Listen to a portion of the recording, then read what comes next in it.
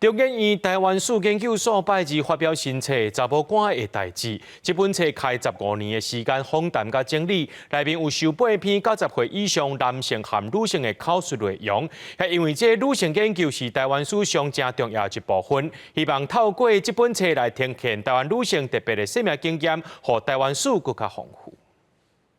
满满的文字、全家的相片，记录女性一世人的成长过程，佮有人生成就。这本查某官的代志，拜二办理新册发表会，内底收录6位女性甲2位男性的口述访问，超过28万字。主要负责人中研院台湾史研究所的学者柯淑基表示，透过15年来访谈记录出版这本册，希望让台湾妇女研究走向多元化，也通让更较侪人了解过去妇女伫社会扮演重要的角色。家庭主妇，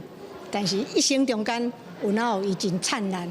的一篇，所以虽然是平凡的女士，总是以后会当显现伊的生命的活力。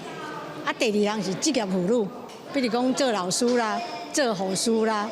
做助产士啦，这是有专业的。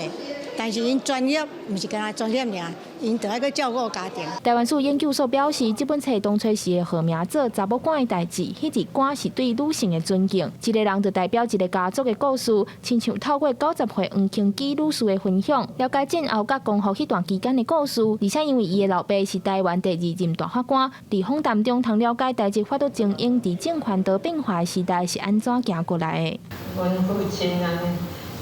做真。 公平正大的法官，啊，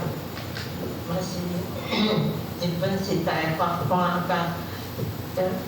中国时代的法官拢真歹势做，因为是台湾人的关系。册内底有收集受访者侪手稿，奖状拢代表每一个人一生当中重要的分野，也制作简单的族谱，互口述历史阅读起来更较清楚。台湾史研究所表示，妇女研究是台湾史真重要的一部分，不过资料相对较少，希望透过这10多年来记录出版新册，未来通提供研究台湾史的优质来发挥应用，让台湾史更较丰富，呈现多元的观点。记者张家嘅林晓凯台北报道。